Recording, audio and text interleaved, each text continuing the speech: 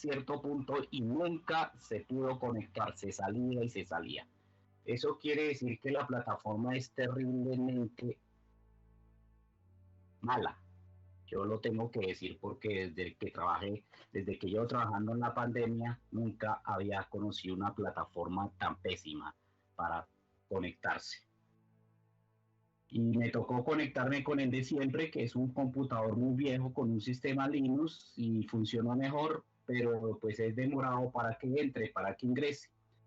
Además está generándome un problema con mi cuenta y me la está cruzando con una que tuve en otra universidad y entonces no puedo usar las aplicaciones. Por eso había conseguido el de Windows, pero no puedo usar las aplicaciones porque tiene un problema de reconocimiento y contraseñas.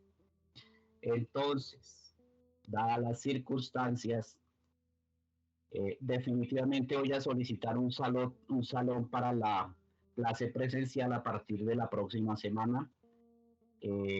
Quienes definitivamente tengan problemas con eso, mi sugerencia es, lo voy a comentar con Wilson, que cambien de curso o cancelen la asignatura con este horario.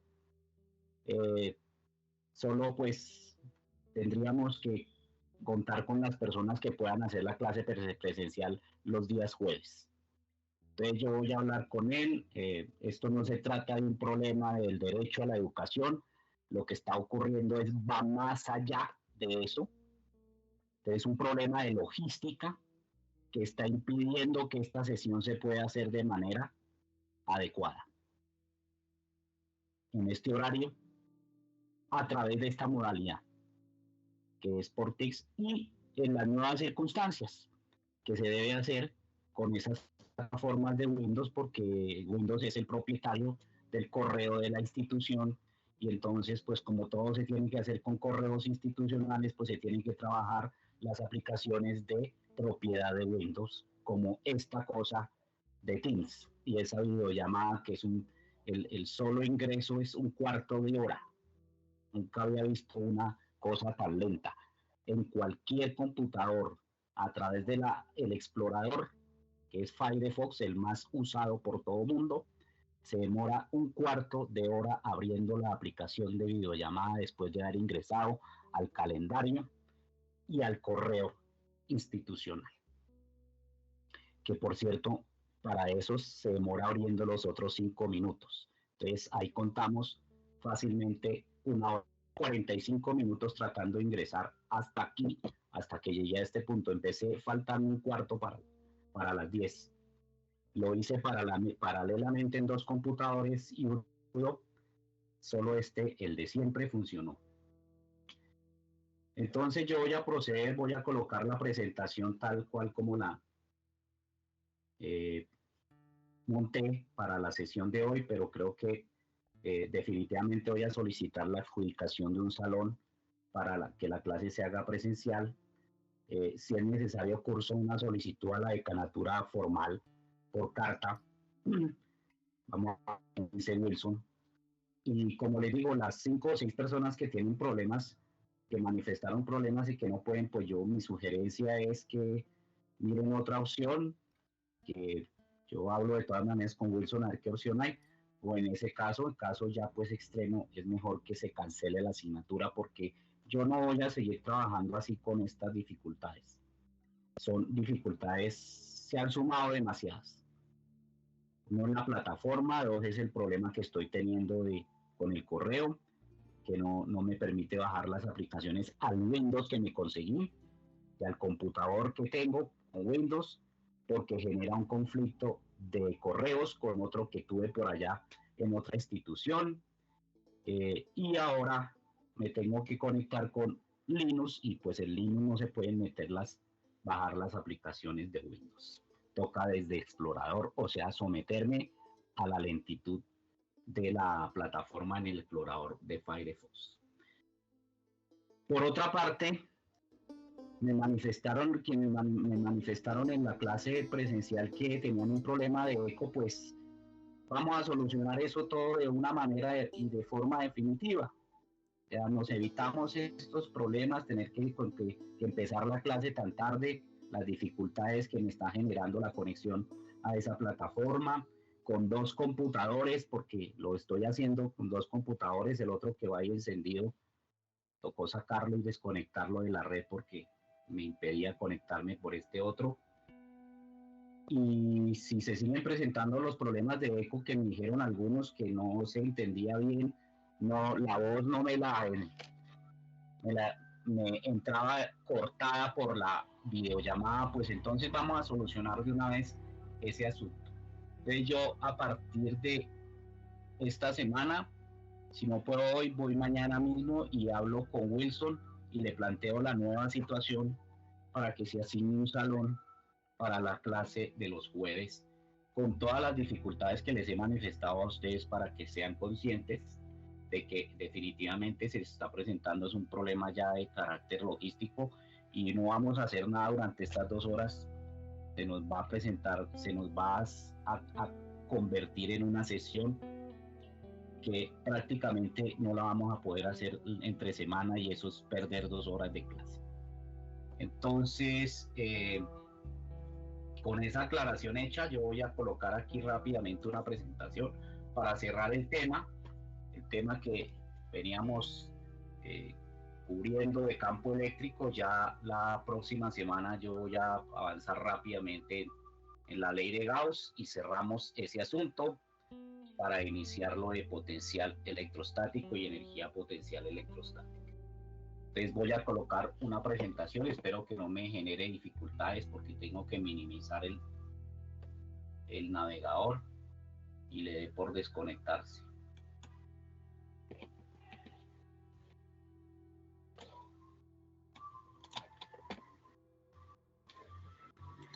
From New York to Singapore and Auckland to Doha, these are the longest flight routes in the world this year. Flight frequencies were down around 50% from 2019 and passenger traffic cratered by 2/3, according to travel analytics firm Cirium. Despite that, or perhaps because of it, airlines operated some truly extraordinary routes. Air Tahiti Nui operated the longest nonstop commercial flight ever, 9,765 miles from Papeete, Tahiti to Paris.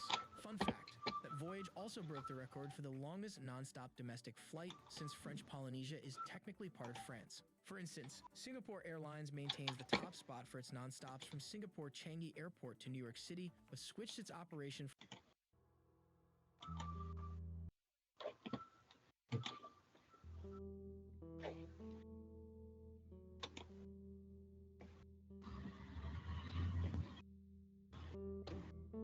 Por favor, me confirman si en este momento están viendo la presentación.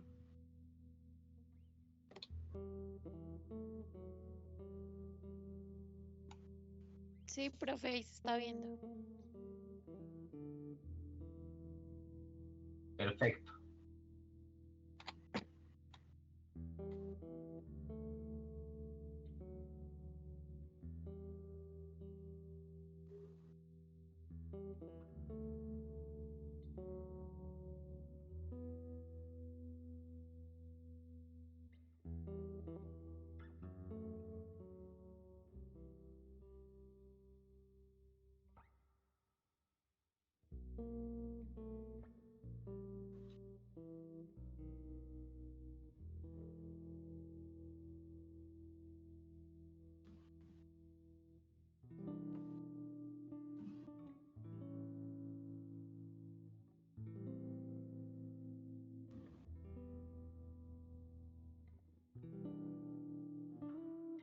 Bueno, listo. Entonces, ahí están viendo perfectamente la presentación. Veo aquí que algunos se manifestaron. Sí, yo tengo que hacer la solicitud, por eso les dije que si es necesario curso una carta formal a la decanatura para que se asigne un salón a esta asignatura. No se preocupen que yo en eso soy muy formal, no me gustan las cosas chabacanas. Entonces, si es necesario, se hace la formalización del asunto y se solicita que quienes nos puedan definitivamente, pues que se les haga un traslado a otro grupo con otro profesor. Obviamente me imagino que tendrán que mirar el tema de los horarios, a ver cuáles les cuadran. Bueno, entonces aquí continuamos en este asunto a quien le aclaro ahí a quien dice que los correos de Gmail están activos, sí es cierto, pero hasta el 30 de marzo. Y el semestre se acaba en junio. Entonces, hasta el 30 de marzo van a dejar los correos para que la gente haga backups y todas esas cosas. Pero esos correos a partir del 30 de marzo ya no van a funcionar. De hecho, ya no reciben, ni se puede enviar, ni se puede recibir nada desde los correos de Gmail, desde el 30 de diciembre. Pero los dejan hasta el 30 de marzo, les informo, para que a la gente que necesita la información de esos correos haga los backups respectivos y archive. Y a partir del 30 de marzo definitivamente ya quedan fuera de servicio en su totalidad. Es importante leerse las comunicaciones que envían allá desde la decanadura, ¿no? Bien, listo.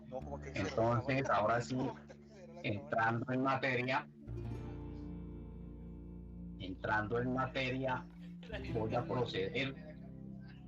voy a retomar lo que se hizo en la clase presencial del anillo, porque el anillo es importante para reconectar con el último o la última distribución de carga que vamos a explorar aquí, que vamos a revisar, porque pues todo eso está hecho en los libros. Entonces es importante retomar el del anillo. Ese lo resolvimos en clase, entonces yo voy aquí a avanzar rápido. Aquí está el planteamiento, está la figura que soporta ese problema. Creo que ahí está más detalladamente. Yo lo hice al final de la clase presencial, pues lo hicimos un poco rápido, pero aquí está detallado de forma minuciosa, ¿sí? Cómo se calcula el campo producido por un anillo en un punto P a lo largo del eje X, que es perpendicular al plano del anillo y que corresponde al eje principal del anillo, o sea, el eje de simetría del anillo, y que es perpendicular a él, al plano. Entonces, pues eso se hizo ya en clase. Simplemente esto es para ambientar la situación y retomar el asunto. Así se define la densidad lineal de carga para ese anillo, porque pues se trata de una distribución de carga lineal arqueada y cerrada, que forma de tal manera que forma un círculo, pero sigue siendo una densidad lineal de carga. Solo no se habla de longitud normal, lineal, sino de longitud de arco. Entonces, esa es la razón por la cual se utiliza esa relación para plantear el lineal que está ahí abajo. Eso permitía determinar el elemento diferencial de carga así. Bueno, esto era la distancia del elemento diferencial de carga al punto. Así se planteaba la ecuación para calcular el diferencial de campo, y así nos quedó. Luego resolvimos eso porque pues habían dos componentes, una componente en X, una componente en Y. Pues se usaba como que en el caso de la varilla o de la barra o de la línea de carga, se usaban las mismas relaciones ahí para el coseno, para el seno, se reemplazaban allá, daban estas ecuaciones. Esta es la forma diferencial definitiva para la componente en X, la forma diferencial definitiva para la componente en Y, que siempre es negativa, como en el caso de la barra, o de la varilla, o de la línea de carga. Y luego se procedía a hacer la integración, se hacía la integral de la componente en X, la integral de la componente en Y. Todo queda en términos, por ejemplo, aquí de la densidad lineal de carga, que es una constante en una de las componentes, en la otra queda del radio del anillo, que es una constante. Se procedía a sacar esas constantes, a mirar cuáles eran las variables de integración. Allá se habló en la clase presencial que ahí la variable de integración pues era de Q, y eso permitía hacer que la integral se pudiera resolver más directamente, de forma más rápida, porque no hay necesidad de hacer ahí ningún cambio de variable. Todas las demás magnitudes son constantes, entonces se pueden sacar de la integral y se resuelve. tanto para X como para Y. Porque pues como la integral se hace sobre toda la carga, desde que se asume que el diferencial es tan supremamente pequeño que casi no tiene carga, o sea, desde cero hasta la carga total de todo el anillo que es Q, pues entonces entre esos límites es que se hace la integral, pero se suele simplemente decir que es la integral sobre toda la carga Q del anillo. Y bueno, se resolvían esas ecuaciones, en este caso esta, y nos daban estos resultados que los alcanzamos a mostrar allá en la clase al final para la componente en X. Y para la componente en Y dijimos que había una contribución de la parte superior del anillo y una contribución de la parte inferior. La de la superior produce una componente en Y negativa y la de la superior produce una componente en Y positiva. Pues la integral total debe contemplar las dos contribuciones, entonces se deben sumar, una es positiva, la otra es negativa. La negativa era la que habíamos venido planteando aquí desde el principio. Entonces ahora hay que contemplar la negativa, porque si uno lo mira desde el punto de vista de una longitud de arco, por ejemplo, si yo planteara eso como una integral desde el punto de vista de la longitud de arco, o sea, reemplazar a de Q por lambda de S, ¿sí?, como se plantea acá, pues entonces también lo puedo resolver, o sea, simplemente puedo hacerlo o bien con dq o bien con lambda de S en cualquiera de los casos. Ahí al cambiar de variable de dq a lambda a ds, porque lambda es una constante, pues se cambian los límites. Eso es como si hiciera la integral cambiando de variable. Y pues ahí se ve que uno varía desde 0 hasta pi por r, desde 0 hasta pi por r, que eso es el semicírculo superior del anillo, y luego desde pi por r hasta 2pi por r. Eso es el semicírculo inferior, ¿no? Y esa integral pues uno no necesita ni resolverla, ¿no? Porque eso son iguales, son idénticas, una es positiva y la otra es negativa, da lo mismo entre 0 y pi por r que entre pi por r y 2pi por r, porque la diferencia entre pi por r y 0 es pi por r, y la diferencia entre 2pi por r y pi por r es pi por r. Entonces, si yo reemplazara aquí, finalmente pues todo eso es el mismo término, uno positivo y otro negativo se cancela. Eso lo que hace es comprobar que la componente en Y, si uno la quiere llevar hasta el final de la integral, pues se le va a cancelar. Eso se veía desde el principio, solo que aquí pues como se resuelve paso a paso, como se hace minuciosamente, como se debe comprobar que efectivamente eso ocurre, entonces eso aquí yo lo llevo hasta el final, para que sea evidente que la componente en Y se va a cancelar. Entonces solo sobrevive la componente en X. Entonces queda claro que para este anillo, el campo sobre un punto cualquiera a lo largo de su eje principal perpendicular al plano del anillo es siempre en la dirección de ese eje. En este caso se llamó X.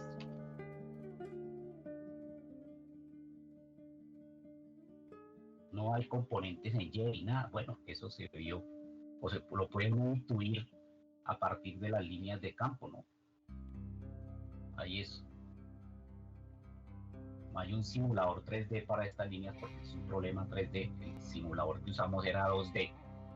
Pero uno se puede imaginar cómo son las líneas de campo producido por esta distribución de carga en forma de anillo. Y lo más probable es que encuentre que las contribuciones simétricas de una parte del anillo y de la otra terminen traslapándose sobre el eje Y, ¿sí? O sea, sobre esta dirección, inclusive sobre el eje Z, que ahí no está pintado pero existe, y solo sobre ella las que están a lo largo del eje Y. Solo por pura intuición del tema de las líneas de campo, ¿no? Que ya es un tema ampliamente revisado. Aquí al final haremos un cierre de ese tema de las líneas de campo para sintetizar los aspectos generales de que deben cumplir las líneas de campo. Eso se hizo tanto en teoría como en una práctica de laboratorio. Bueno, esto de pronto no se alcanzó a hacer, al final se comentó muy rápidamente porque ya estábamos sobre el tiempo, pero aquí ya está minuciosamente, exhaustivamente explicado las aproximaciones. O sea, sobre la varilla se hicieron aproximaciones, aquí se hacen aproximaciones sobre el anillo, ¿no? Siempre hay dos, cuando una de las dimensiones, en este caso el radio, es mucho menor que la distancia en donde se calcula el campo. Eso quiere decir que el objeto se está viendo desde muy lejos. Vuelvo al ejemplo allá que se hizo de la cucaracha, que sentía, cómo sentía el campo cuando lo veía muy lejos. Y la otra es cuando se está muy cerca del anillo, es decir, cuando el radio del anillo comparado con la distancia X dentro de la cual se calcula ese campo es muy grande. Es decir, uno está pegado al anillo. Es el caso que colocábamos allá en la clase del ácaro, que está bien cerquita, prácticamente en el centro del anillo. ¿Qué pasaría en ambos casos? Esas son las dos aproximaciones. En una, pues, decir que R es muchísimo mayor que X, es decir, prácticamente que estamos en X igual a 0. Es el caso ideal. O sea, el límite cuando X tiende a 0 es lo mismo que R es muchísimo mayor que X. Es decir, que estamos tan cerca del anillo que es inmensamente grande. Y si es inmensamente grande es como si estuviéramos en el centro del anillo. Esa es la aproximación X igual a 0 en sentido matemático. Si uno reemplaza eso, ahí le va a dar que el campo es nulo. El campo se anula acá. Es decir, que hay todas las líneas de campo, como la carga es positiva, suponemos que las cargas positivas van saliendo, se encuentran, y cada línea simétrica con una parte del anillo superior se encuentra con la simétrica de la parte inferior y se cancela. Y eso ocurre para toda la periferia del anillo. Entonces es fácil entender desde el punto de vista de las líneas de campo que aquí el campo se cancela. Así la barra sea de material aislante. Ya sabemos que en materiales conductores eso es totalmente cierto. Pero aquí comprobamos que si el material fuera aislante también podría darse, o se da el caso, de que en el centro del anillo, o sea, dentro del hueco del anillo, pero exactamente en el centro, el campo es cero. Por esa simetría periférica del anillo alrededor del centro. Entonces las líneas de campo pues se cancelan, porque van en contra una de las otras, a una de las partes del anillo simétrica una a la otra. Cada una tiene una parte simétrica y pues generan líneas de campo que se van a encontrar en el centro en direcciones opuestas porque están saliendo de las cargas. Muy bien, inclusive si fueran negativas también se cumpliría. O sea que aquí no importa el tipo de carga, positiva o negativa, va a dar lo mismo. La otra aproximación, que también la miramos así a vuelo de pájaro, creo que ni siquiera alcanzamos a mirarla bien, o esta. Es así, creo que no la alcanzamos a mirar ahí bien al final de la clase, pero es el extremo opuesto, ¿no? Cuando X es muy grande comparado con Y. Es decir, estamos viendo el anillo desde muy lejos. Se hace la respectiva aproximación, obviamente adaptando la ecuación con las simplificaciones respectivas, como se ha hecho, ya es viejo conocido. Se cancela el término que tiende a 0, es en el límite, ¿no? Pues, se cancela el término que tiende a 0, y pues eso da este resultado que vuelve y juega, es similar al resultado de una carga puntual. Es decir, el anillo visto desde muy lejos se comporta como si fuera una carga puntual de carga Q. Bueno, entonces era importante aclarar esto sobre el anillo porque tiene el último ejemplo de cierre. El campo producido por un disco cargado totalmente en su superficie. Si es un disco aislante, material aislante, pues lo más probable es que esté cargada una de la superficie nomás, la que fue frotada. Por ejemplo, la que está aquí hacia la derecha, porque el disco tiene dos caras, ¿no? La de la izquierda pues no se está viendo ahí, ¿no? Entonces alguien frotó homogéneamente la superficie de este disco de plástico y lo cargó, y entonces nos piden hallar el campo en ese punto P a lo largo del eje principal del disco, que es perpendicular al plano del disco, igual que el caso del anillo. También podría tratarse de un material conductor, o sea, de un disco metálico que se pone en contacto con un objeto cargado y le transfiere la carga por contacto, por ejemplo, o por inducción, y se carga, como el disco que tenían en la parte superior los electroscopios.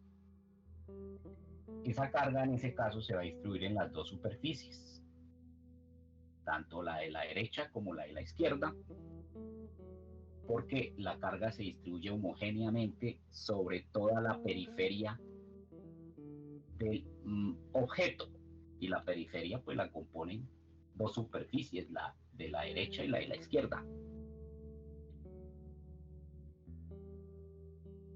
Y es donde las cargas están más alejadas entre sí, ¿no? Y además maximizan la separación, ¿no? Entonces esa sería la razón por la cual en un disco metálico o material conductor sí se podría distribuir la carga en las dos caras. Pero de todas maneras el problema es el mismo. Nos interesa saber qué pasa por una cara. Por la otra cara ocurriría lo mismo en el caso de un disco metálico, ¿no? Entonces, ¿qué pasa por una de las caras? ¿Cómo es el campo?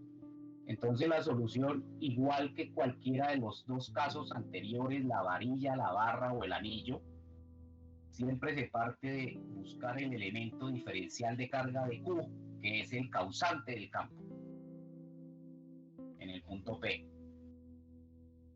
Va a ser la carga fuente, la generadora del campo. En este caso es un elemento diferencial. Solo que este elemento diferencial, en el caso del anillo, del disco, tiene forma de anillo.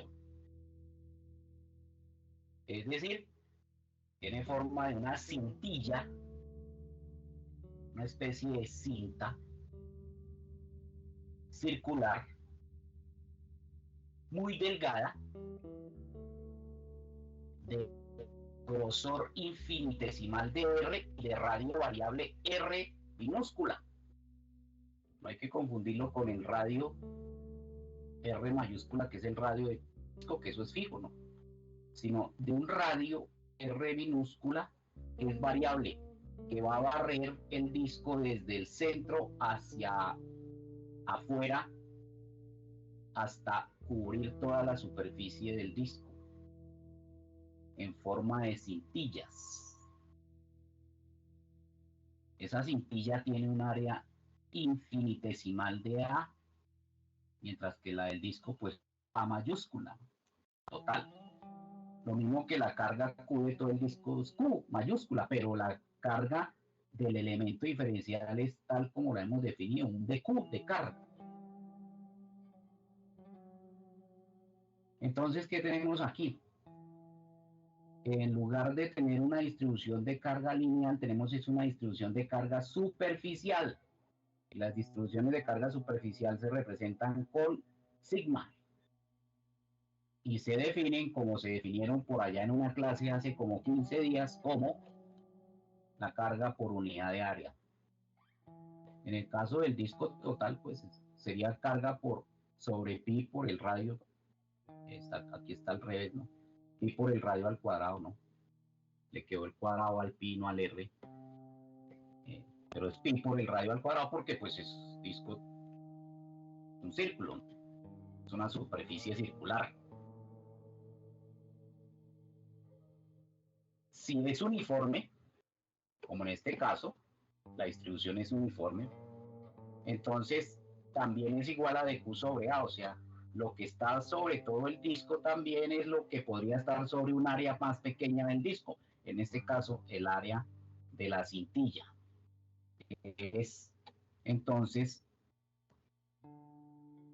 la densidad superficial de carga, al ser constante, entonces también se podría escribir como la carga sobre esa cintilla, que es el diferencial de carga, sobre el diferencial de área,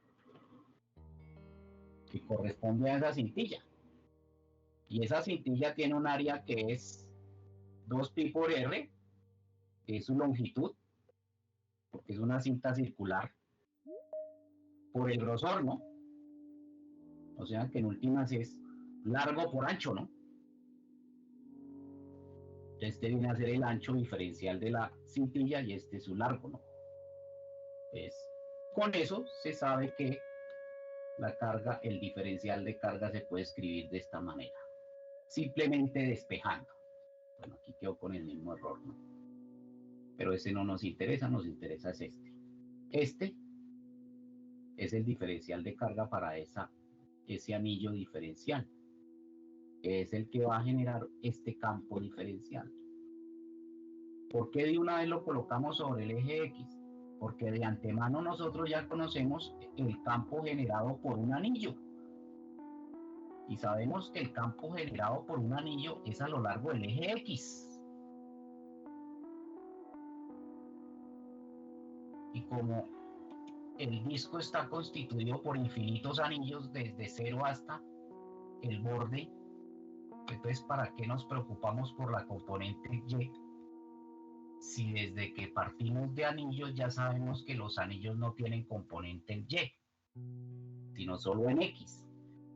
Entonces no necesitamos complicarnos la vida ahí con ninguna componente en Y, porque los anillos solo definen campos a lo largo del eje X. Solo que en este caso, este es un anillo diferencial y este es un campo diferencial, o un diferencial de campo, si quiere. Entonces, usamos esta misma ecuación, pero en forma diferencial. Esto es un diferencial de campo, esto sería un diferencial de carga. Entonces, se debe escribir es así. Y este es el diferencial de campo producido por este anillo diferencial de carga en este punto P, que reemplazando el de Q, pues lo puedo expresar así. Y ya el paso siguiente es hacer la integral.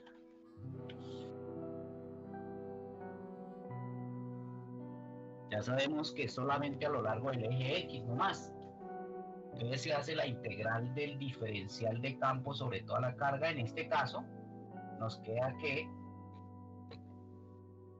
al reemplazar de Q por esto, el diferencial, la variable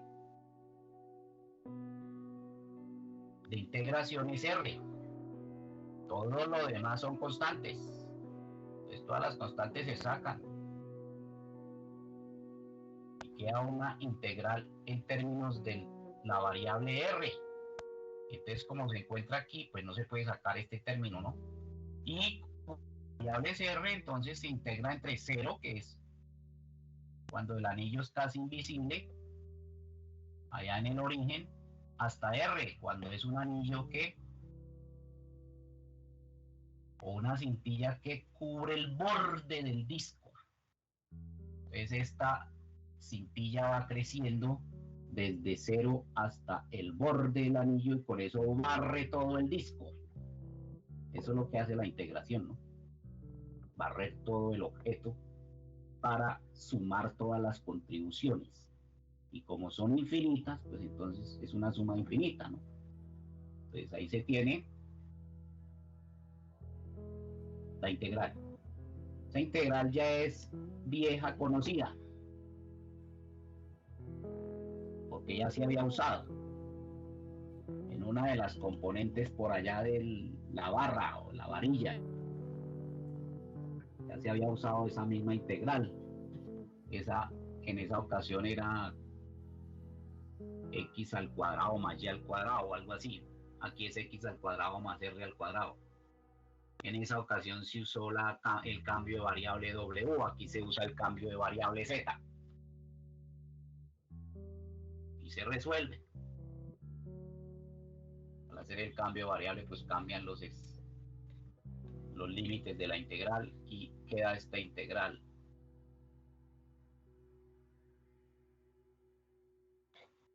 Y se resuelve esa integral.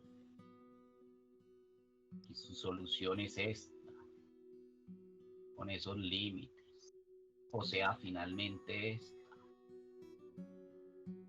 Es decir, esta, reemplazando los límites. Ahí ya la estoy escribiendo de una vez de forma vectorial, o sea, desde el principio hemos hecho una integral vectorial, que no tiene ningún misterio, porque termina siendo una integral simple.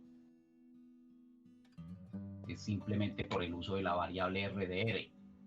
La variable r es la variable radial del disco, y eso facilita el hecho de que a pesar de que estamos integrando sobre un área, no necesitemos usar una integral doble, porque estamos usando implícitamente las coordenadas polares, y eso ahorra el hecho de tener que usar una integral doble y se trata solamente de una integral simple por el tipo de variable usada. Y lo otro ya son técnicas de integración, ¿no? Cambio de variable por la forma de la integral, y eso nos da esta integral, pero como les decía, de paso hemos siempre mantenido la condición vectorial del campo, o sea que hemos hecho aquí fácilmente no solamente una integral de área, sino la integral de un vector. Y eso nos dice que integrar vectores no es nada del otro mundo tampoco.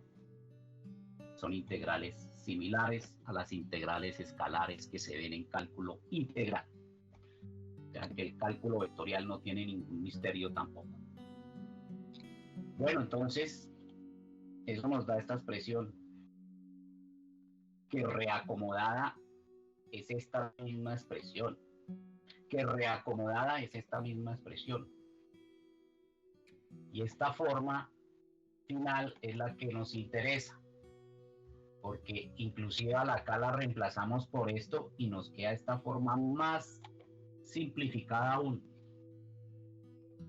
para el campo eléctrico o electrostático producido por un anillo en un punto P sobre el eje principal de ese anillo, que es perpendicular al plano de ese disco, que es perpendicular al plano del disco, que en este caso ha sido el eje X. Eso es una función de X. La función vectorial es una función de X. Aquí la variable es X, porque todo lo demás son constantes. Entonces, como la variable es X, se pueden hacer las aproximaciones. Se pueden suponer las aproximaciones de siempre. Por ejemplo, recuerden que toda aproximación es un caso extremo, ¿no? Que X sea muchísimo mayor que R. Es decir, que yo esté muy lejos comparado con el tamaño del disco. Es cada cucaracha. ¿Cómo vería el disco? O mejor dicho, ¿cómo sentirá la cucaracha el campo producido por el disco cuando está muy lejos del disco y lo está viendo muy pequeño?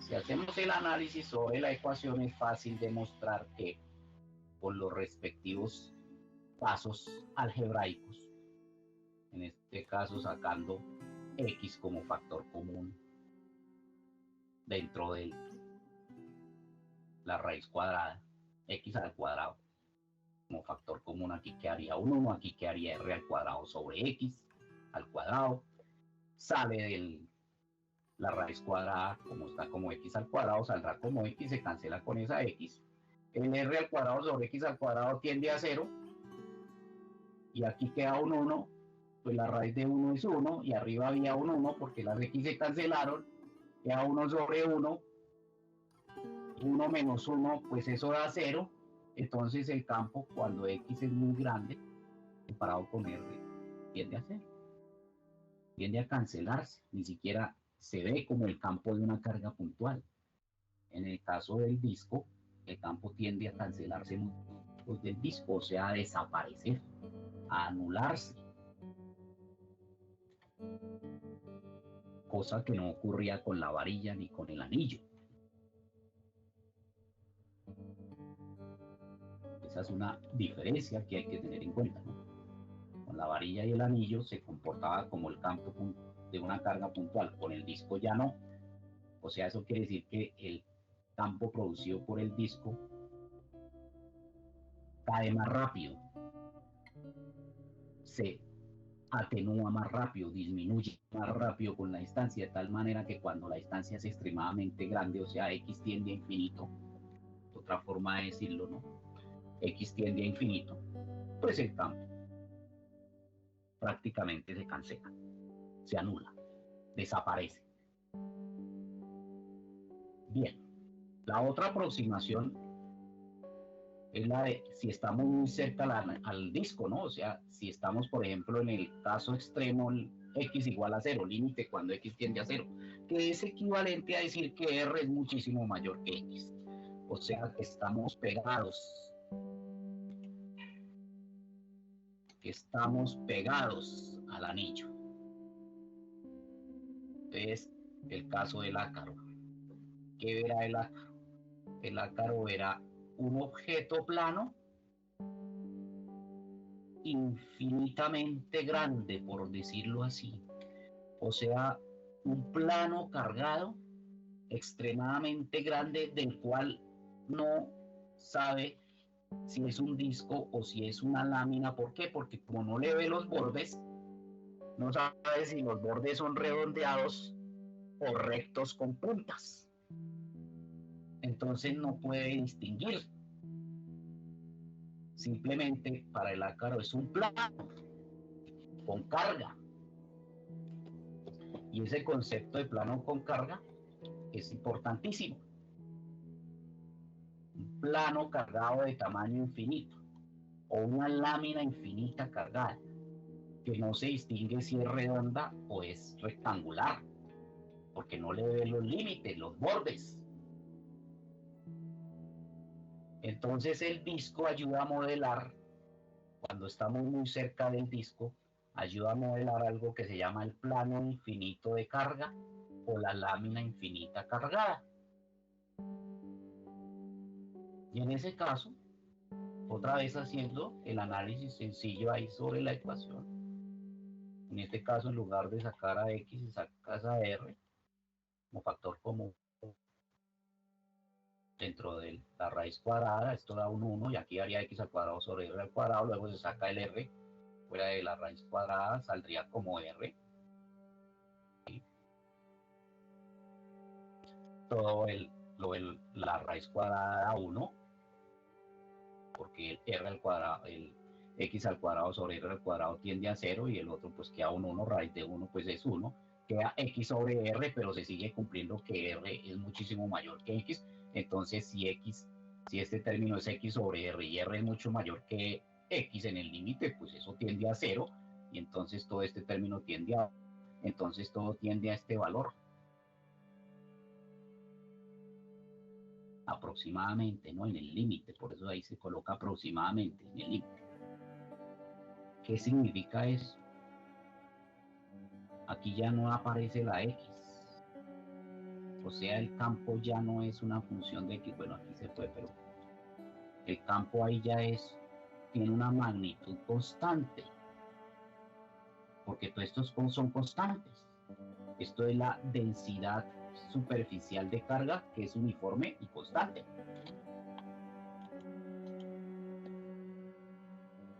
Constante. Esto es la permitividad dieléctrica del vacío, ¿no? Y estos son dos. Entonces, conclusión. Muy cerca del disco, cuando este se comporta como una lámina infinita de carga o un plano infinito cargado, muy cerca de ese plano, el campo que experimenta el detector de campo, que en ese caso era el ácaro, es constante. O sea, no importa para dónde se mueva dentro de ese plano, va a experimentar siempre el mismo campo, y un campo que va a valer siempre igual, como el campo gravitacional que nosotros experimentamos aquí en la Tierra, que es constante.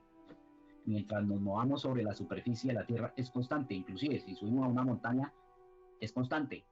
Ya si vamos al espacio, o sea, si subimos más de 30 kilómetros de altura, eso no lo hace cualquiera, ni siquiera los aviones que vuelan a altura de crucero, ya ahí sí se empiezan a experimentar las diferencias.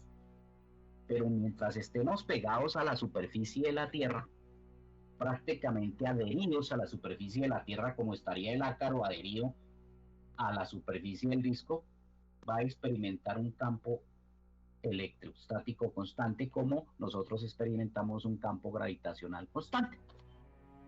Es la misma situación, porque además los dos campos se parecen, obedecen las mismas leyes, el inverso del cuadrado de la distancia, y son proporcionales a la carga uno y el otro a la masa, y bueno, en fin, en eso se parecen el campo gravitacional y el eléctrico. Entonces, el campo muy cercano al disco o al plano infinito de carga o a la lámina infinitamente cargada, es lo mismo, el mismo modelo, es constante en magnitud, pero también en dirección, porque nos dimos cuenta que va como saliendo del disco, ¿no? Entonces va siempre en el eje X. Si el disco es infinito en tamaño, pues esta dirección va a ser siempre la misma, las líneas de campo son paralelas entre sí, y además el campo, su magnitud es constante, entonces es un campo uniforme y constante. Ya lo habíamos mencionado en el laboratorio. El campo de una lámina muy grande. Entonces, usando eso, vamos a resolver el último ejemplo. Precisamente es aplicando ya esto. ¿Cómo es el campo entre dos láminas infinitas que tienen carga opuesta? Aquí las láminas las estamos viendo de perfil. No las estamos viendo de frente, sino de perfil. O sea, el borde de las láminas. En la parte inferior está la lámina 1 y en la parte superior está la lámina 2. Recordemos que como son láminas infinitas de carga, que tienen distribuciones de carga uniformes, la de abajo tiene una distribución de carga positiva uniforme sigma, distribución de carga superficial, o sea, de área, y la de arriba, distribución de carga uniforme menos sigma, distribución de carga negativa superficial o de área. Las láminas están separadas una distancia de... Les preguntan por el campo entre las dos láminas. Por el campo arriba de la primera lámina y por el campo por debajo de la segunda lámina. Bueno, la lámina 1, la inferior. Por decirlo de otra manera, el campo por debajo de la lámina inferior y el campo por encima de la lámina superior. Sabemos que esos campos, por lo que acabamos de decir, son perpendiculares a las láminas. Son perpendiculares. El disco fue el modelo que sirvió de lámina, ¿no? El disco muy grande, entonces es perpendicular al plano del disco, pero como el disco ahora es tan grande que no se le ven los bordes, entonces se comporta como un plano infinito de carga, una lámina infinita cargada, pues las líneas de campo son paralelas, rectas, perpendiculares al plano del disco, entonces pues estas serán perpendiculares al plano de las láminas. Entonces, la lámina inferior, por ejemplo, produce un campo que va saliendo de ella, porque es una lámina cargada positivamente. Entonces, ese campo aquí se designa por E2. Va saliendo de la lámina perpendicular a la lámina y por el otro lado, la lámina está cargada también por la parte de atrás, son láminas, por ejemplo, metálicas. Recuerden que si son metálicas, estarían cargadas ambas caras. Entonces el campo por la parte de arriba de la lámina 1 va saliendo de la lámina y por la parte de abajo va saliendo de la lámina. Y cuando pasa por el sector de la lámina 2, pasa saliendo de esa lámina. O sea, alejándose de la lámina 1, ¿no? Ese es el campo 1, ¿no? Es alejándose, alejándose por el lado de arriba y alejándose por el lado de abajo. Ahora, ¿qué pasa con el campo de la lámina 2? Pues es lo mismo, pero al revés, ¿no? Porque es una lámina cargada negativamente, entonces debe ser un campo que entra a la lámina de forma perpendicular al plano de la lámina, ¿no?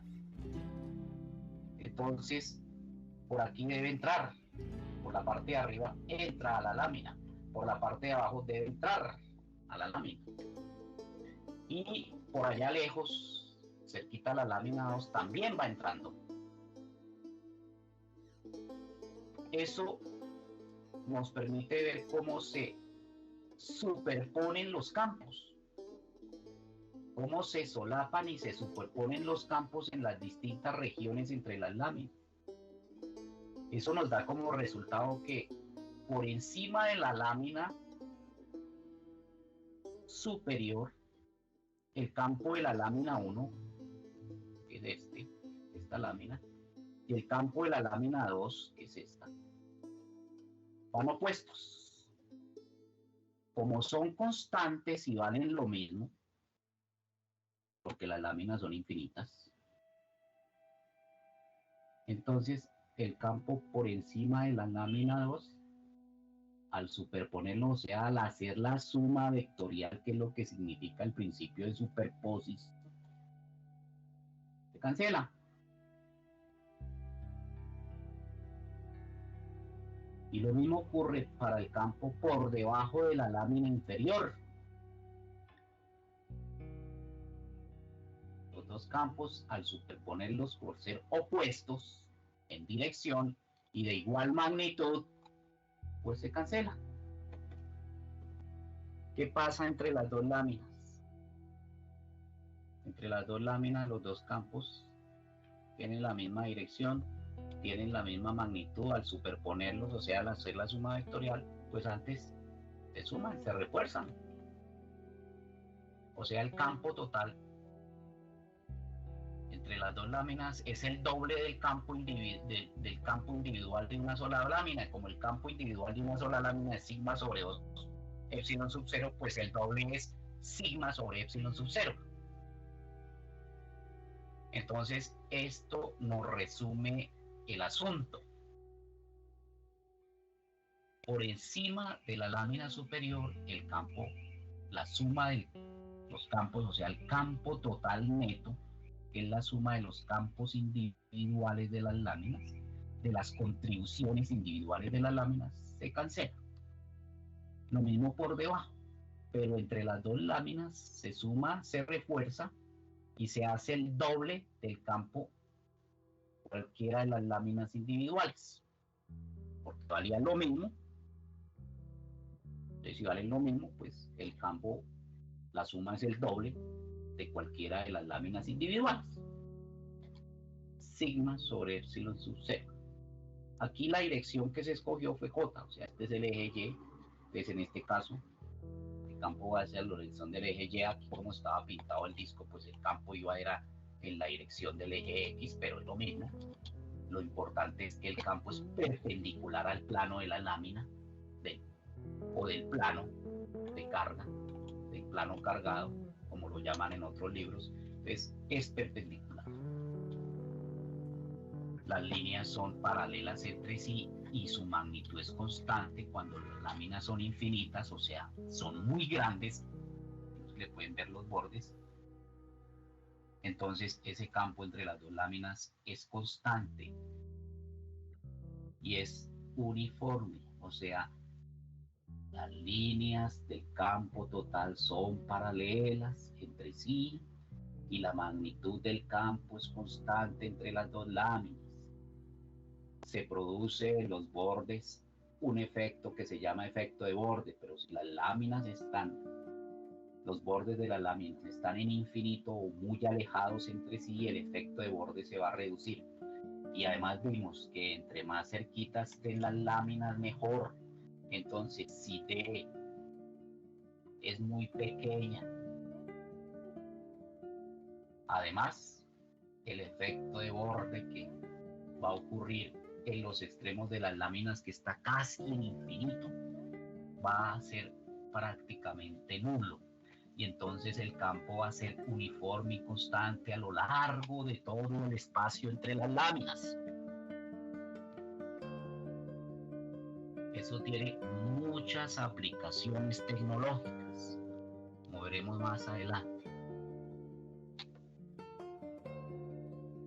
Entonces, lo que hicimos en la simulación, encontramos que el campo, cuando se ponen dos láminas entre sí de carga opuesta, en las afueras de las láminas tiende a anularse. Eso se habría visto muy bien con la máquina de Windshot, pero como se añadió dos láminas metálicas, no se pudo hacer.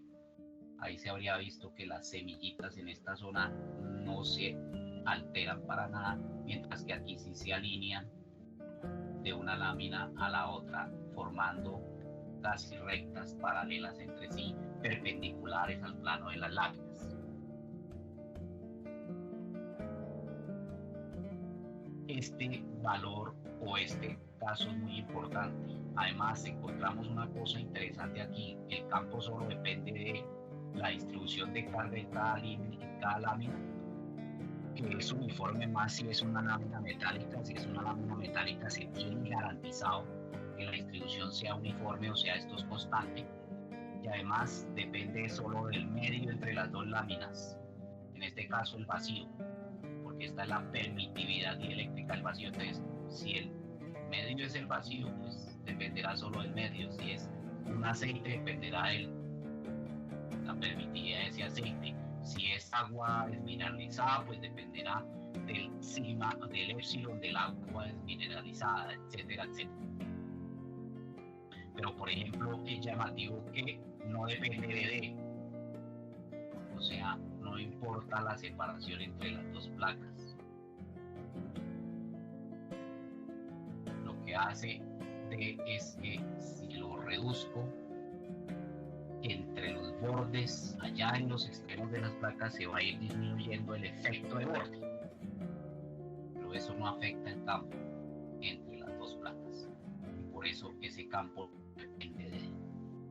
Bien. Entonces, cerrando ya finalmente, a propósito de esto, con eso ya damos las pautas generales de todo lo relacionado con los cálculos de campos eléctricos en distribuciones de carga, y en particular en las tres distribuciones de carga que nos interesan: una longitud o una varilla de carga, una barra de carga, una línea de carga, un anillo de carga y un plano de carga. Esas son las tres distribuciones importantes o formas sobre las cuales se puede distribuir una carga, que interesan aquí, y sobre todo los campos producidos por esas distribuciones de carga. Línea de carga, que puede ser finita, o sea, de longitud L, o infinita. Ya vimos qué pasa si es infinita, o sea, cuando el ácaro está muy pegado a la línea. El anillo, qué pasa si estamos sobre el plano del anillo o muy lejos del anillo.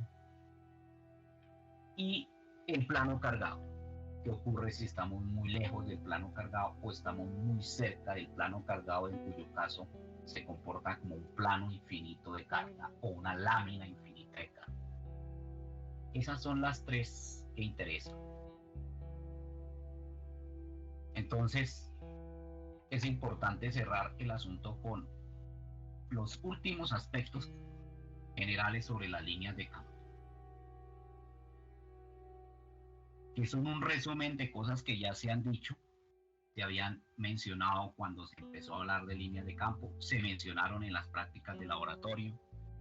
Entonces, esto lo que hace es resumir. tres aspectos importantes. Aquí tenemos los tres típicos ejemplos de todos los libros. El campo de una carga puntual, el campo de dos cargas opuestas, el campo de dos cargas iguales. Todo esto ya lo hemos explicado. Entonces aquí simplemente lo queremos destacar como una especie de reglas. Tres reglas que están ahí en azul. Las líneas de campo siempre apuntan alejándose de las cargas positivas y hacia las cargas negativas. Primera regla. Segunda regla. En cada punto en el espacio el vector de campo eléctrico es tangente a la línea de campo que pasa a través de ese punto. Segunda regla importante. Y tercera regla, las líneas de campo están muy cercanas donde el campo es intenso y más alejadas donde el campo es más débil. Dijimos que el número de líneas por unidad de área es una medida de la intensidad del campo. Entonces, donde hay más líneas agolpadas, más intenso debe ser el campo. Y dos reglas de pronto que vimos adicionales están implícitas ahí, y es que se cumple la ley de Coulomb, es decir, que el vector campo más cerca de una carga es más largo que uno que esté en un punto más distante de las dos cargas, o de que esté más cerca una de las dos cargas. Se cumple, aquí se ve claramente. Eso es la ley de Coulomb. Y la otra regla es que las líneas de campo nunca se intersectan entre sí. Dijimos que eso implicaba un absurdo, y es que en un punto el campo tuviera dos valores diferentes, o más bien dos direcciones diferentes. Y un vector no puede tener al mismo tiempo dos direcciones diferentes con la misma magnitud, porque no es el mismo vector. Entonces, las líneas de campo nunca se pueden cruzar. Esos son los cinco aspectos generales que hay que tener en cuenta para las líneas de campo. Lo otro simplemente tiene que ver con situaciones como esta. ¿Qué ocurre cuando las dos cargas no tienen la misma magnitud? También ya lo habíamos explicado. Este tipo de simetría, cuando las cargas tienen la misma magnitud, se rompe. No se ve esta simetría exacta así. Si uno la mira desde afuera, las líneas parecen siempre provenir de la misma dirección, es decir, como del centro geométrico entre las dos cargas. Por eso, si uno las mira desde lejos, se comportan como si fuera puntual. Entonces, eso se ve a esta simetría. Si las cargas tienen valores diferentes, esa simetría se rompe. Y de todas maneras, a pesar de eso, si uno las mira desde lejos, las líneas de campo tienden otra vez a mantener esa simetría radial, como si vinieran de un centro común.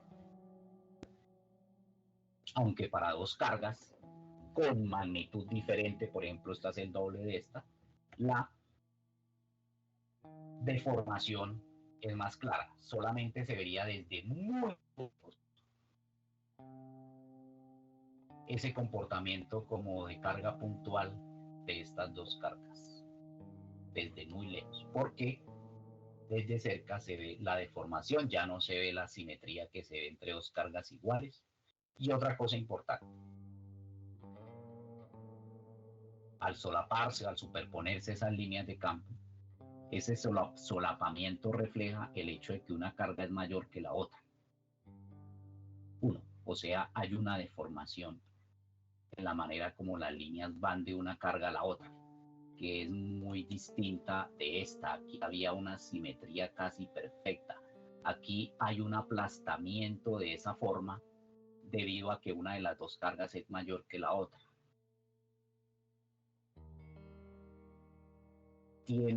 Las líneas tienden a agolparse alrededor de la carga más grande, de valor más grande, en este caso 2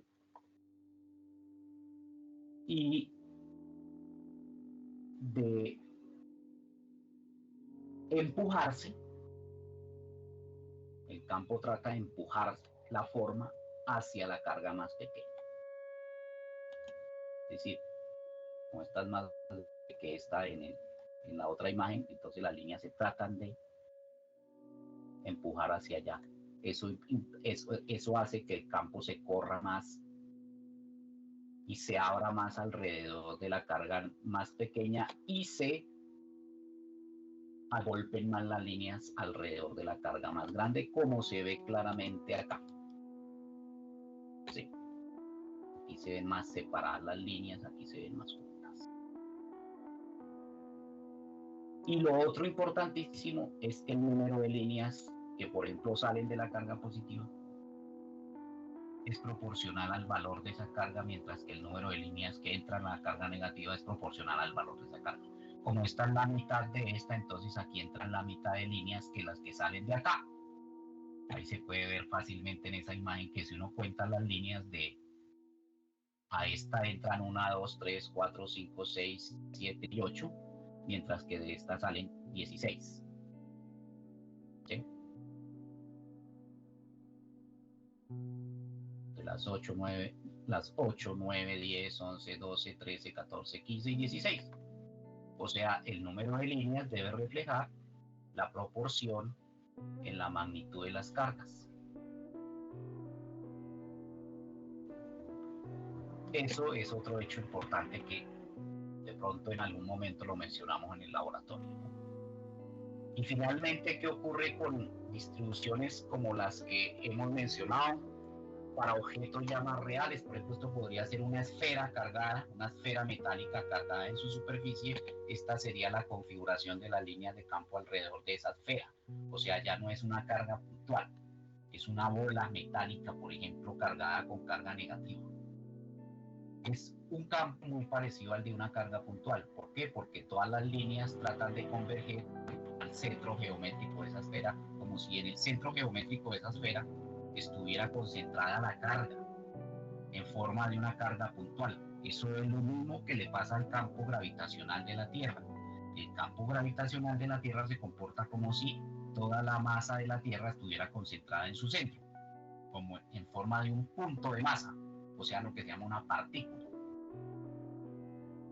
Esto podría ser el campo entre dos esferas metálicas, una más grande que otra, ambas cargadas con carga del mismo tipo, por ejemplo, positiva. En la esfera grande se ve nuevamente la forma del campo que tiende a ser parecido al campo de una carga puntual, que es como si la carga estuviera concentrada en el centro de la esfera.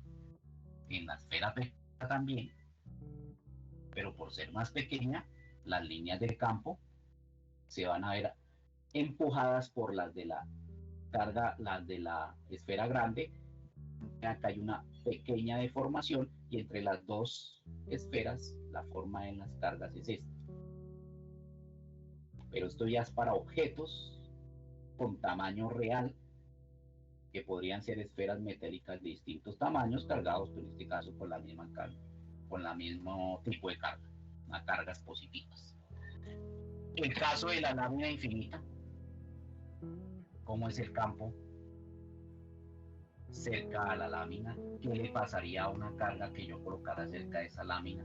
Por ejemplo, si la lámina está cargada por la cara de aquí al frente positiva, ¿qué le pasa si yo coloco una carga positiva ahí? Va a ser empujada,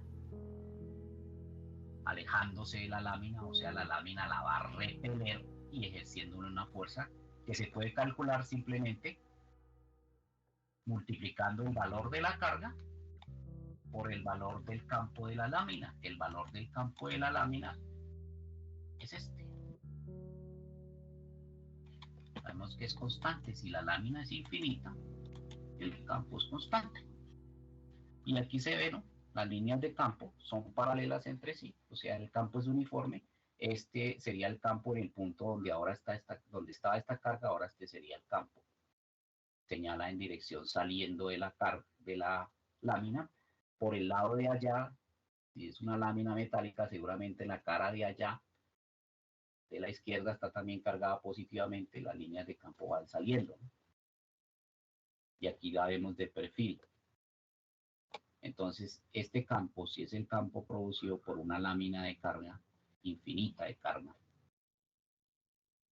Es un campo paralelo, o sea, las líneas de campo son paralelas entre sí, son perpendiculares al plano de la lámina, siempre, por eso son paralelas entre sí, pero además es constante. Cerca a la lámina, en las cercanías de la lámina, el campo tiene un valor constante por este lado y por este lado, si es una lámina mecánica. Entonces, eso es importante tenerlo en cuenta para estas distribuciones de carga porque son más realísticas, son más probables en la realidad que una carga puntual o que dos cargas puntuales, ¿no? Eso de las cargas puntuales es un buen modelo para el nivel atómico, para el nivel molecular, pero para el nivel nuestro, para el disco del electroscopio, para la bola que tiene el generador de Van der Graaf o las bolas que tiene la máquina de Winchester, es más válido esas representaciones que hemos mostrado acá del campo eléctrico. Entonces, simplemente no es que varíen mucho de las formas puntuales, pero de todas maneras sí se ve que hay una especie de geometrías que se cumplen ahí. Si esto fuera una barra y el anillo, ustedes hicieron eso en una práctica de laboratorio. Si fueran dos anillos, uno al lado del otro, si fuera un anillo dentro del otro anillo, si fueran dos barras, una carga positiva y otra negativa, que es lo que el ejemplo que acabamos de ver aquí, etcétera, etcétera. Ya esas son situaciones más reales, más de la vida cotidiana, y por eso mismo es que tienen muchísimas aplicaciones tecnológicas. Sirven como modelos para estudiar muchos fenómenos, por ejemplo, la descarga entre una nube y el suelo.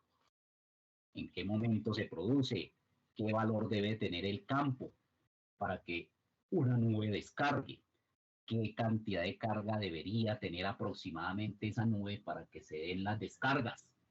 Y cosas de ese estilo son aplicaciones de estos conceptos y de este tipo de aplicaciones de las configuraciones de las líneas de campo alrededor de ciertas distribuciones de carga, que pueden ser lineales, superficiales o volumétricas. Bien, con eso damos por culminado este asunto del campo eléctrico en esta parte. Lo que vamos a ver la próxima clase es simplemente una ley que ayuda a hacer cálculos del campo eléctrico que tienen ciertas simetrías, que guardan simetrías, por ejemplo, simetría esférica, simetría plana, simetría anular, simetría de disco, simetría lineal. Con esa ley se pueden hacer los cálculos de forma más sencilla, muchas veces sin recurrir a todo este procedimiento que hemos mostrado acá. Todas estas integrales. Con esa ley se puede hacer de una manera más sintética, más rápida, con un concepto que está basado en una integral, porque pues, inevitablemente hay involucrado una integral, pero que no hay necesidad muchas veces de hacerla, o sea, de ejecutar la integral como hubo que hacerlo acá. Ese método recurre a una ley que cumple la ley de Coulomb, que se llama la ley de Gauss, y tiene que ver con el hecho de que toda distribución de carga tiene un campo a su alrededor y ese campo permea el espacio alrededor del objeto, lo permea y, y el campo se comporta como si fluyera. En realidad se propaga. De hecho, se propaga hasta infinito. Otra cosa es que de pronto en el infinito no valga nada, o sea, se anule, eso es otra cosa. O inclusive sin necesidad de llegar a infinito ya se anule en cercanías de la carga, pero pues a distancias muy grandes, ¿no? No importa. El caso es que el campo se propaga en la región alrededor del objeto cargado, sea del tipo que sea. Y esa concepción implica que el campo se comporta como si fluyera, como el agua dentro de un río o el agua por una tubería. No lo podemos asimilar exactamente igual a eso, porque el campo no es una sustancia como el agua, sino es una propiedad, es una magnitud física alrededor de la carga. Como magnitud física, se le puede atribuir un flujo, como le atribuimos un flujo al agua usando la velocidad. Entonces, la velocidad del agua por unidad de área o la velocidad con la que es un vector, por cierto, con la que el agua por una tubería atraviesa la sección transversal de la tubería, eso se le llama flujo. En otros contextos, a esa magnitud también se le llama caudal y sirve para medir muchas cosas, por ejemplo, para medir cuáles ríos son más caudalosos en el mundo. Entonces todo el mundo sabe que el río más caudaloso del mundo es el Amazonas. ¿Por qué? Porque la cantidad de metros cúbicos que fluyen por unidad de tiempo es más grande que la de cualquier otro río. ¿Y qué es la cantidad de metros cúbicos por unidad de tiempo? Pues el volumen por unidad de tiempo. Pero el volumen se puede determinar con la velocidad con la que el río atraviesa cierta sección de área de la cuenca. Entonces, pues, si pasa un mayor volumen por unidad de tiempo, quiere decir que las aguas van más rápido por esa cuenca. Entonces, eso tiene que ver directamente con la velocidad y el área que atraviesa. Si es una cuenca muy grande que es atravesada con una gran velocidad por el río, pues quiere decir que pasan más metros cúbicos por segundo. O sea, el caudal y el flujo son prácticamente la misma cosa. Solo que el flujo se calcula usando la velocidad y el área, mientras que el caudal simplemente es el volumen por unidad de tiempo. Pues aquí pasa algo muy similar. Esto es una magnitud física, la intensidad del campo eléctrico, que es un vector, atraviesa un área. El área que rodea la forma geométrica del objeto cargado. Esa área normalmente es una superficie cerrada porque el objeto es 3D. Entonces, para encerrar a un objeto hay que cubrirlo con una superficie cerrada. Y al cubrirlo con una superficie cerrada, pues entonces el campo atraviesa esa superficie. Al atravesar la superficie del campo podemos hablar de un flujo de campo eléctrico. La clave para la ley de Gauss es el concepto de flujo de campo eléctrico. Eso será explicado en la clase presencial de la próxima semana. El concepto es un poco elusivo, es un poco esquivo. Por eso prefiero explicarlo en la clase presencial. Aquí se puede hacer con dibujitos, seguramente los dibujitos aquí son mejores, los puedo sacar de los libros como he hecho con estos. Pero como me han dicho ustedes mismos, a veces en la clase se comprende mejor, así los dibujos sean un poquito más burdos, que aquí con la explicación virtual o asistida por TICS, en donde los dibujitos inclusive podrían ser mucho más bonitos.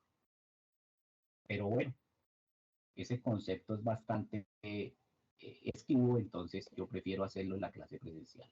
Entonces allá retomaremos el próximo lunes el asunto de la ley de Gauss a través del concepto de flujo de campo electrostático, que es la clave para eso y que se hace con una integral de superficie, y esa integral de superficie es muy simple, muy sencilla, nunca habrá que resolverla, realmente y permite calcular campos producidos, por ejemplo, por un plano infinito de carga, por una esfera cargada, o una esfera hueca y el campo por dentro de la esfera, o una línea de carga a través de un cilindro y cosas de ese estilo. Entonces se verán más o menos las mismas distribuciones que hemos estudiado aquí con integrales largas, pero usando la ley de Gauss. No sé si hasta aquí tengan alguna pregunta.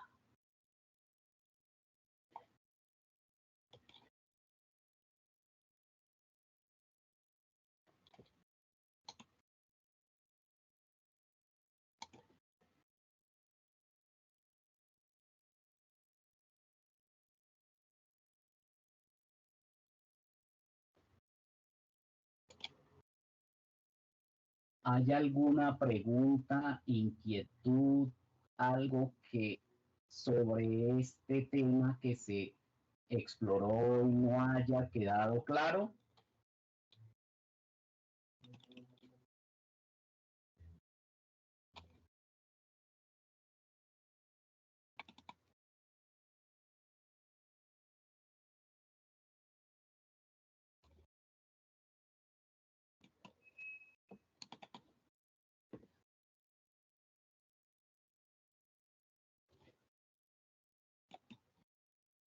Vuelvo y repito, ¿hay algo sobre esto que miramos el día de hoy que no haya quedado claro?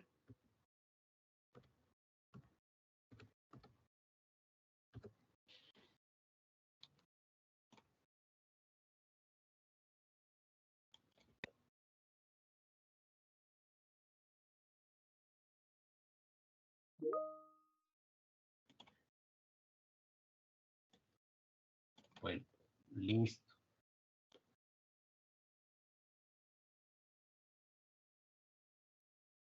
Ya me dice alguien por el chat, que es la única respuesta que he recibido, que es claro. Bueno, una más. Entonces, yo asumo con plena y absoluta tranquilidad de conciencia que esa es la opinión general de todos y todas quienes están en este momento conectados y conectadas a esta sesión. Entonces, como esta explicación quedó clara, la podemos dar por cerrada ya definitivamente. Esto hará parte del archivo de material de clase que está acumulando y que ya queda en pleno conocimiento de ustedes, es decir, ya es parte del conocimiento sobre el espacio académico que se debe adquirir para poder seguir. Sí, yo les voy a enviar las diapositivas, como les decía, estaba corrigiendo las sesiones anteriores porque tienen unos errores. Me acabo de dar cuenta que la de hoy también tienen, por ahí la tengo que corregir, se las voy a enviar. Hay una cosa un poco dispendiosa y horrible y es que este correo de Windows, a diferencia del correo Gmail que ya no lo podemos usar, voy a mirar a ver cómo hago ahí una trampa o algo. No permite grabar los correos en bloque, sino uno por uno, entonces se vuelve dispendioso. Hay gente que ha ingresado esta cuarta semana, la han incluido en los grupos. Entonces me toca actualizar los correos. Me toca hacer ahí unos vericuetos a ver, para ver si puedo tomar el bloque de los correos y agregarles eso, porque me he dado cuenta que este no permite copiar los correos, sino que ir metiéndolos uno por uno. Y eso es una tarea dispendiosa porque estamos hablando de como 35, 36 personas ahí, entonces por eso no había hecho esa tarea tampoco. Me toca hacerle alguna trampa a este Windows ahí porque es que es definitivamente una plataforma muy complicada para hacer las cosas de manera rápida y expedita. Entonces, pues tengo que mirar a ver si puedo coger todo el bloque de correos y copiarlo o hacerlo por allá en un trámite a través de un procesador de texto, porque no lo coge directamente de la hoja de Excel que genera el sistema de gestión académica. Bueno, listo. Entonces, si yo puedo, el día de hoy, entre hoy y mañana, les envío esas diapositivas. ¿Sí? Pero las de hoy toca corregirlas, es por eso encontré un error allá, me toca hacer la corrección y ahí sí se las envío. No hay otra inquietud o algo similar.